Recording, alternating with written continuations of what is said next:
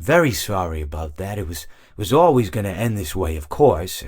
If it weren't by me, it would have just been by some other, terrible thing. Just, you could not imagine how terrible it would be. Just, I get scared thinking about it. I'm glad it's not me. It reminds me of a time I was speaking to my good friend Orville.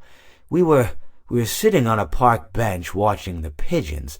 I was on the left, he was on the... Oh, wait, was I on the right or left? Anyways, it doesn't matter. We were sitting on there watching the pigeons.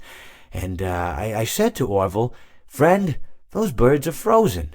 And he kind of looked at me like I'd lost my mind. But I reminded him that it was winter, and often birds will sit in a tree until they freeze.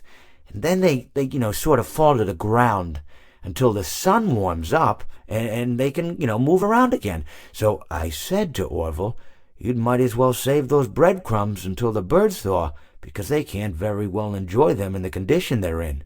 To which he asked what I meant, and asking what condition the crumbs should be in before he threw them to the birds, assuming that I meant the birds couldn't enjoy the breadcrumbs in the condition that the crumbs were in, when in fact I had meant the birds could not enjoy them in the condition that the birds were in, considering that the birds were frozen.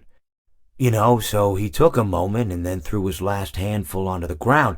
I said to him, "Orville, why did you throw the breadcrumbs to the birds when I just told you they're frozen?"